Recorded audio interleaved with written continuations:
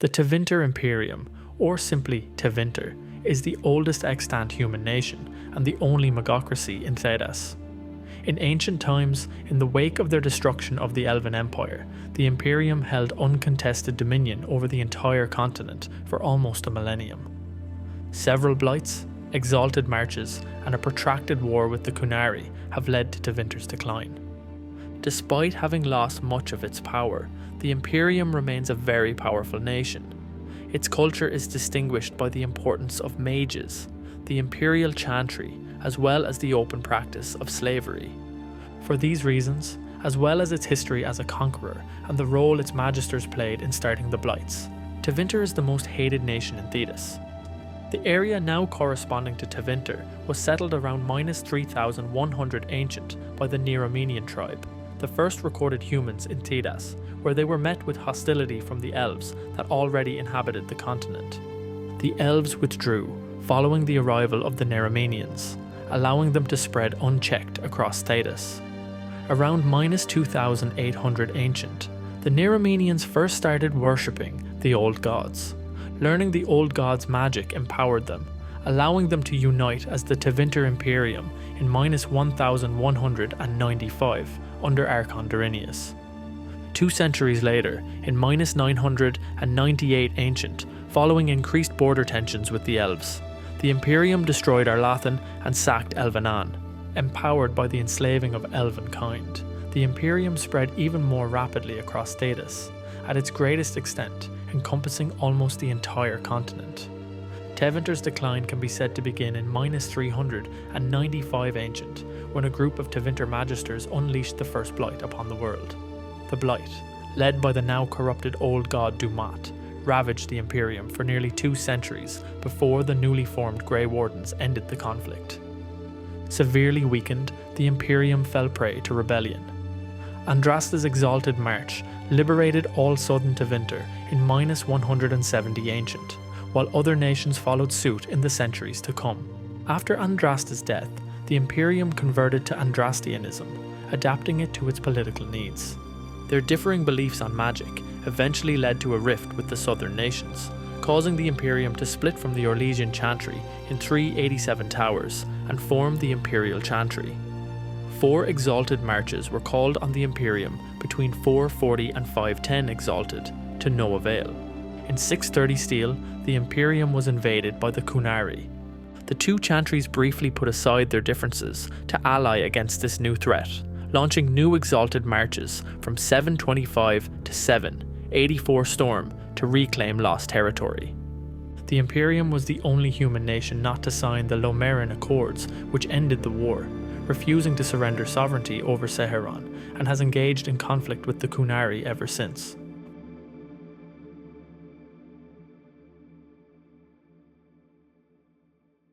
When humans first came to mainland Thedas, around -3100 ancient, they belonged to a single tribe known as the Neromenians.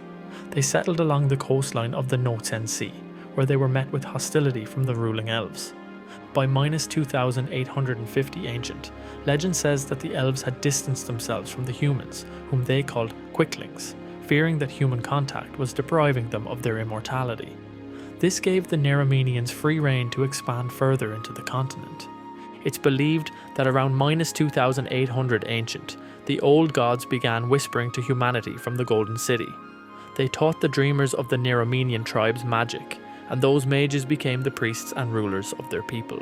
In -1700 ancient, the Neromenian tribe split into 4 kingdoms: Neromenian, Carinus, Tevinter, and Barandur.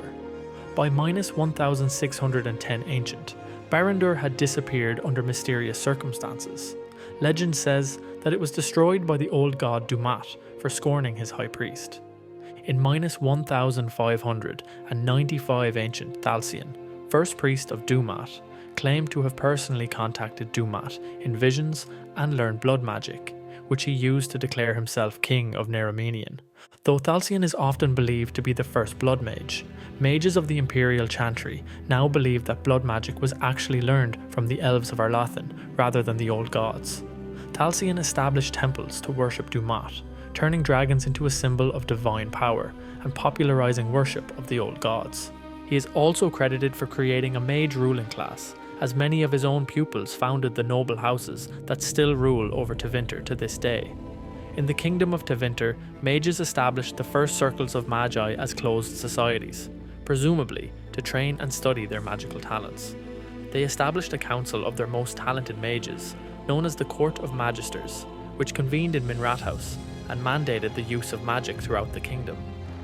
In -1207 Ancient, Darinius, the High King of Neramenian, took the Tevinter throne from his uncle, uniting the kingdoms of Neramenian and Tevinter under his rule, laying the foundations for the Imperium.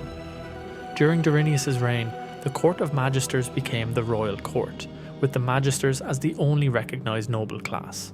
In -1200 Ancient, Darinius also became the first human to successfully ally with the dwarves of Kal Sharok when he went into the Deep Roads and forged an alliance with the dwarven king Endrin Stonehammer, establishing significant trade between their kingdoms. A body of dwarven representatives titled Ambassadoria was established at that time to advise the Tevinter leaders and manage trade relations between the Imperium and the dwarven kingdoms. In -1195 Ancient, Darinius married Queen Rathena of Carinus, joining his kingdoms to hers and founding the Tevinter Imperium. Darinius declared himself the first Archon. As the empire grew eastward, settlers started to encounter elven scouts at the edge of Arlathan Forest, which they had previously believed to be uninhabited. As it had been more than 2 millennia since the elves had retreated into their own kingdom, it's possible that memory of first contact had been lost to time. When the Imperium realised that the settlers' claims of a magic-using non-human race were real, they sent emissaries into the forest. When none returned alive, they built a fortress near the border and set up a permanent watch. Contact between the two races became more frequent and more violent over the next few decades. In the summer of -998 Ancient, several Tevinter settlements vanished into the forest. This led to Archon Thalasian declaring war in -981 Ancient, marching into Arlathan Forest to lay siege to the capital of Elvenan, allegedly with demons and dragon thralls at their side.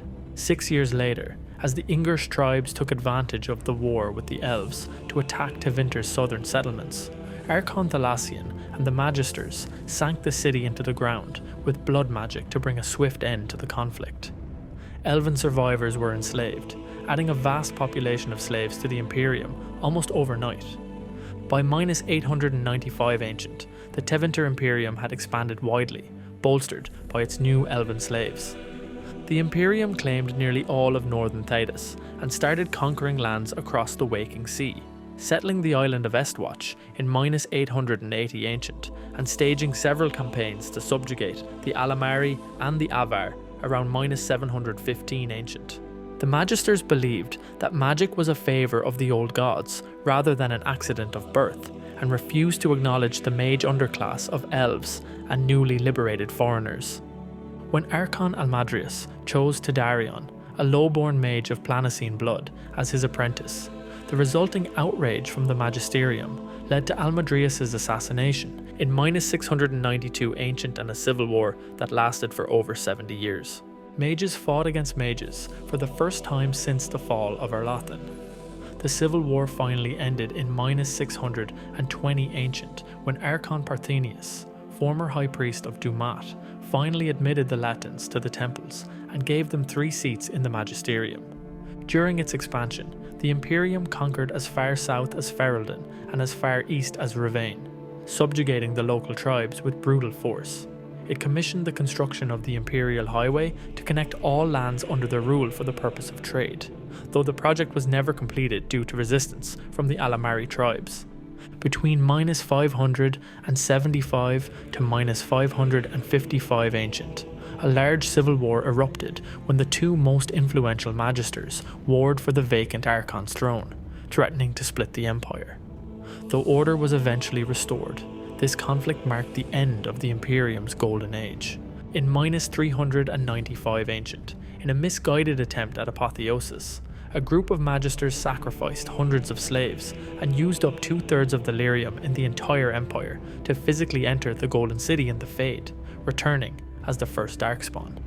The archdemon Dumat led the First Blight for nearly 200 years, ravaging the Empire and shattering its power. Civil unrest added to complications until the newly founded Grey Wardens finally defeated the Darkspawn. With their vulnerabilities exposed to the world, the severely weakened Imperium became the target of the First Exalted March, led by the former slave Andraste and her husband Maferath.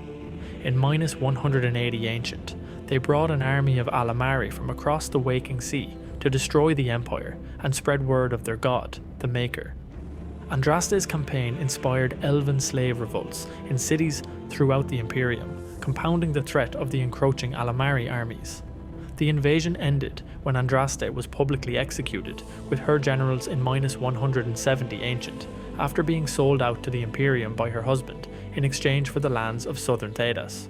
In -160 Ancient, Archon Hessarian, the ruler at the time of Andraste's revolt and the one who had executed her, forcibly converted the Imperium to the faith of the Maker and revealed Maferath's betrayal in a period known as the Transfiguration. Many magisters who refused to convert were violently overthrown. In -120 Ancient, Ravain's war for independence from the Imperium began, which distracted the Empire from reconquering the Free Marches.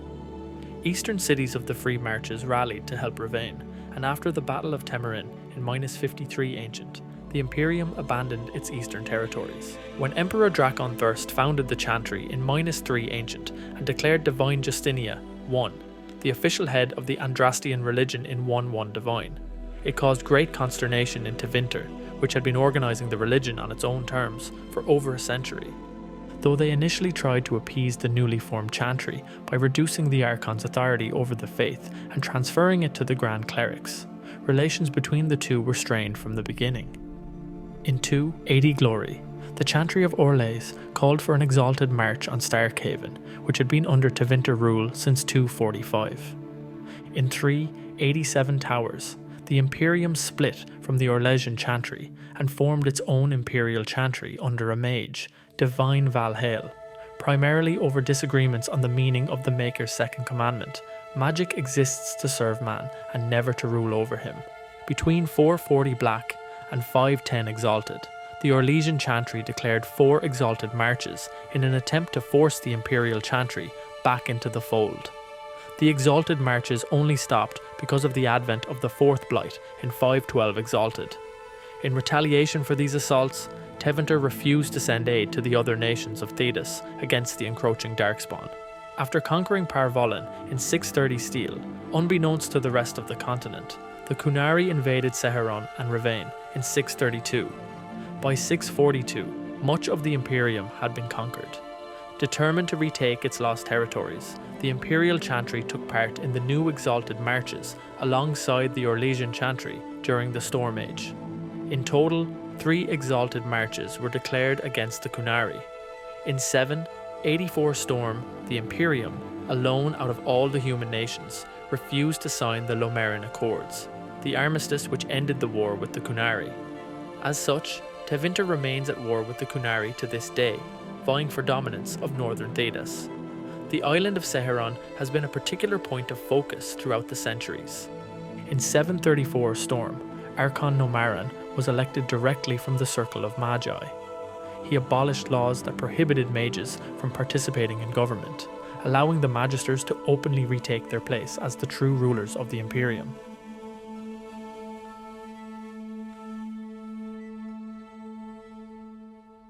Tevinter society is notoriously decadent, clinging to the remnants of its illustrious past. Numerous blights, exalted marches, and a centuries-long war with the Qunari have taxed the Imperium's resources significantly, though vestiges of the Imperium's power, art, and architecture still stand, carefully preserved by a nation proud of its history and achievements. Tevinter culture differentiates itself from the other human nations in a number of ways. It is the only nation in the world ruled by mages, the only nation where slavery is officially sanctioned, and the only nation that follows the Imperial Chantry. The ancient Magister Lords ruled the Imperium in the circles of Magi before their modern incarnation, maintaining a tight hold over its people through the power to infiltrate their dreams using blood magic. Though blood magic is now officially discouraged in the Imperium because Andraste specifically spoke against it. Mages who practice it are quietly acknowledged as the most proficient dreamers and diviners, and it remains widely practiced. Since most heroes of Tevinter folklore used or benefited from blood magic, the practice does not carry as much stigma as it does elsewhere. The traditions of blood magic are quietly passed from master to apprentice, and even the most devout mage knows at least a little blood magic. This circumvention is often necessary in order to simply survive the deadly rivalries and competitions for power and influence amongst the Tevinter noble families. Those who protest against such widespread use of blood magic are blackballed from power and shunned by the other magisters. While Imperial Templars are meant to stop magisters when they cross the line, in practice only the weak have Templars sent after them. The upper echelon of Tevinter society places a great deal of importance on lineages, specifically magical lineage. Whereas most of the rest of Thedas dreads the arrival of a mage child, it is actively sought after in Tevinter, such that they keep records of the genealogies of all human families, which have been known to produce a mage child. As a result, the Altus mages frequently orchestrate arranged marriages between these magical bloodlines in hopes of producing the perfect mage. Since breeding is the principal consideration of upper-class marriages, same-sex relationships between nobles are largely hidden, though not prohibited. Such relationships are even encouraged with favoured slaves. However, the army enforces stricter gender roles. Female-bodied people may only serve in certain ranks and disciplines within the Tevinter military. Bribing the healer that performs military physicals can help people conceal their sex from the military, but falsifying military documents is severely punished. Unlike the Orlesian Chantry, the Imperial Chantry accepts men into the priesthood. In fact, women in Tevinter cannot become Imperial Divine at all. As it once ruled over all of Thedas, the slave-built architectural legacy of the Tevinter Imperium can be found across many nations. It is notable for making use of strong horizontal and vertical lines, which are then highlighted by the use of colour contrasting materials. Thanks to Tevinter's unique access to large reserves of metals and precious stones, both materials are readily used in construction. By combining opulence with strong lines, Tevinter architecture is calculated to project dominance and power. Due to Tevinter's acceptance of magic, it is commonly used in construction, and even ancient buildings in Minrathaus are magically stabilised rather than repaired. Many buildings and shops also display bright magical glyphs, which are used as signs and lights for their establishments. One of the more ubiquitous remnants of Tevinter architecture across Thedas is the Imperial Highway, an elevated road built by the Imperium to connect its many provinces. It goes from Minrathaus to Voldorma, and then southeast until one branch ends in Perivantium, and another expands into Navarra. The highway also extends into Orlais and Ferelden. Ostagar is its southmost point. The Imperial Chantry is now the main religious organisation in Tevinter, replacing the abandoned worship of the old gods. Unlike its Orlesian counterpart, from which it split in the Towers Age, the Imperial Chantry is accepting of magic and allows men into the priesthood. Neither chantry recognises the authority of the other. Tevinter society is highly stratified, with citizens classified into different levels depending on their ancestry and magical ability. To those outside of the Tevinter Imperium, it is easy to imagine a society filled with mages and elven slaves and little else. In truth, there are 3 different Tevinters, each of them a world completely separated from the others. All common citizens of the Imperium who are non-mages are considered part of the Soparati known as Sleepers, and are the social class. This is a mainly human class, whose members are allowed to own property and serve in Tevinter's military, but have no real power in the nation's governance, and are unable to attain a higher rank in the Imperial Chantry than mother or father. Often, they are found to be merchants or publicans, civil servants, and leaders of the legionnaires. However, when a Soparati family produces a mage child, a greatly desired outcome in Tevinter, unlike the rest of Thedas, it allows them entrance into the Leotan class, and thus a higher social standing. In general, the Soparati and ruling mage classes exist in a state of perpetual tension due to the inequality of their respective standing. The next highest social level is that of Leitans, who are mages born into families that had up to that point shown no magical ability, or who have been mages for generations, but have no link to the higher Altus or Dreamer class. 1/3 of the Archons throughout history have been Leitans. Archon Tidarion was the first Leitan to become Archon, and the outrage that this caused among the Magisterium led to a civil war that lasted over 70 years. The Magisters believed that magic was a favour of the old gods rather than an accident of birth, and refused to acknowledge the mage underclass of elves and newly liberated foreigners. The civil war was only ended in minus 620 ancient, when Archon Partenius, former high priest of Dumat, finally admitted the Latans to the temples and gave them 3 seats in the magisterium. Altus mages are believed to be descendants of the Dreamers, or Magisters, who possess the ability to speak to the old gods in the Fade. While the old gods are no longer targets of worship, the descendants of these powerful mages are still held in high esteem and are often the highest ranking mages in the Imperium. Indeed, the majority of Magisters are from the Altus class. However, there was a time when these Altus mages were scorned for their part in unleashing the Blights. After the Magisters Sidereal were blamed for corrupting the Golden City and turned into the first Darkspawn, and during the period of Transfiguration, when the Imperium became Andrastian, many Altus mages were slain. Since then, they have returned to the upper echelon of Tevinter society. In Tevinter, slavery is not only legal, but officially sanctioned. While Tevinter slaves used to be predominantly elven, they are now mostly a mix of elves and humans, though Kunari and possibly even dwarves can become slaves. Mages can also be enslaved.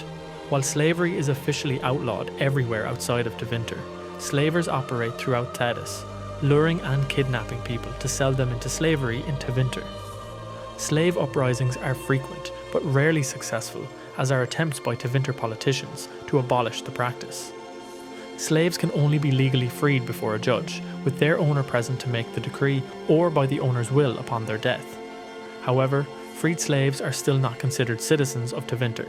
Those who achieve freedom are instead sectioned into another class known as the Liberati.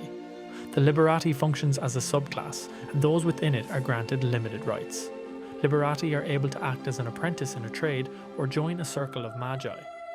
Liberati are also able to own land and property, but they cannot join the military and rarely have a say in government. Most of the Sicarii, Tevinter's elite spies, come from slave families. Their families are kept safe as a promise and a threat to ensure that they never flinch from their duties.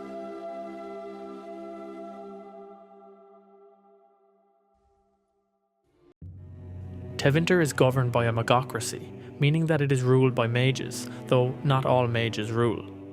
The Archon is the supreme ruler of Tevinter, while the legislative body of Tevinter is known as the Imperial Senate and divided into 2 houses, the Magisterium and the Publicanium.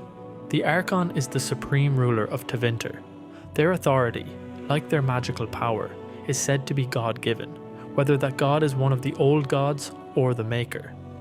The Archon may appoint Magisters to the Magisterium at any time and has final say on any laws under consideration. The role of Archon is generally an inherited one, either as blood relatives to the previous Archon or as their former apprentice. The reigning Archon is supposed to designate their heir before their death. In the event that an Archon passes without an appointed heir, the Magisterium steps in and names the next ruler, provided they do not already hold a seat on the Magisterium or a rank within the Chantry, provisions that were added during the Black Age. The legislative body of Tevinter is known as the Imperial Senate. The Senate is divided into 2 houses, the Publicanium and the Magisterium. The Publicanium is the lower house, and in contrast with the Magisterium, it holds no true power and is considered a bureaucratic body. Senators of the Publicanium are elected officials. The Magisterium is the upper house and is responsible for making laws and choosing a new Archon if there is no approved heir. Members of the Magisterium are known as Magisters, though the title is frequently misused outside of Tevinter to mean any mage. A true Magister is a figure of real power in Tevinter. There are several ways into the Magisterium, chosen by each of the 7 Imperial circles, usually from the ranks of the senior enchanters, as the first enchanter is not eligible for a seat. Through the Imperial Chantry, each Grand Cleric has a seat, as does the Imperial Divine, or directly appointed by the Archon, who can exercise this right at any time. Seats can be inherited from Magisters by their heirs, usually blood relatives. It is technically not required to be a mage to become a Magister. In fact, most Magisters used to be non-mages. Since the Chantry Schism, however, non-mages have slowly been weeded out until only mages remained. Magisters constantly compete with their fellows to rise into a higher position on the magisterium, though they come together to put down slave rebellions, which they view as sedition, or to fight the Kunari. Raising one's position can be achieved through wealth, magical prowess, and/or support by fellow senators, which almost always requires relying on forbidden magic.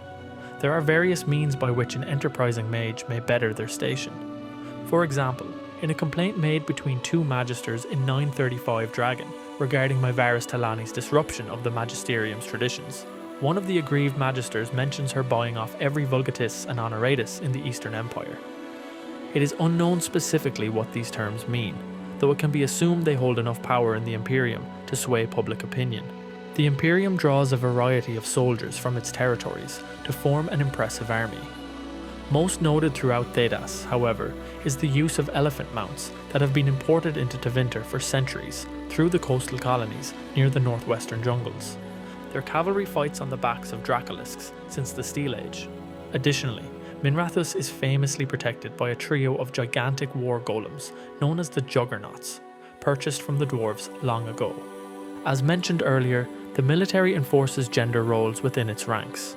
Women are only permitted to serve in certain ranks and disciplines. Falsifying military records to bypass these restrictions is severely punished. There are also class restrictions on who can join with Liberati, being barred from joining the military at all.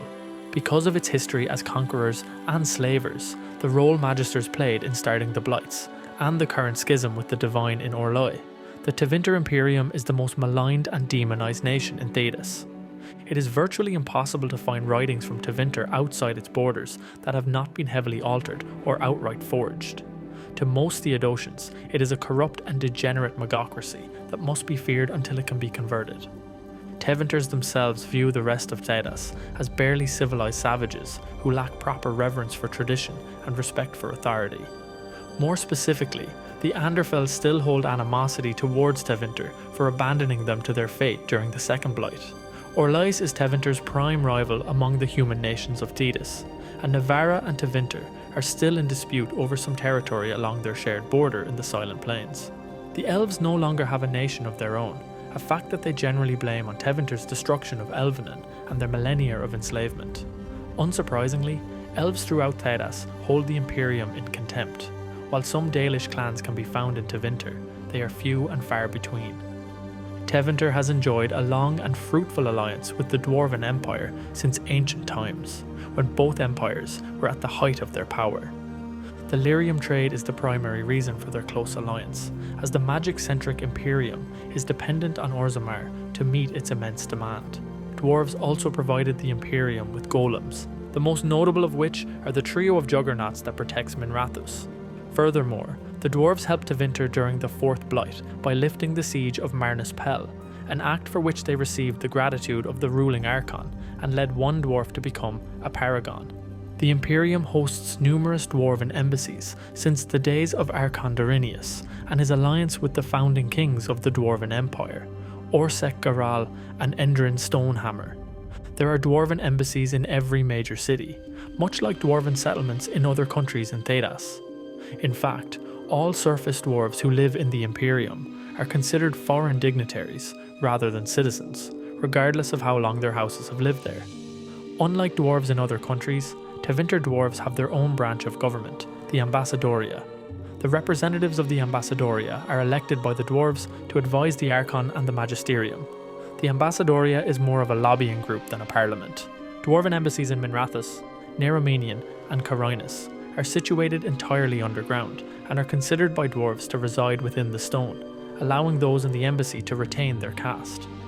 Some dwarves serving in Tevinter embassies never leave these underground fortresses. Despite this close alliance, there are two known cases in which this pact was breached. The first was when Kadash Taig provided safe harbour for the ancient elves fleeing the destruction of Arlathan. When the dwarves of Kal Sharok were informed of this, they destroyed Kadash Taig to hide their actions from the Imperium.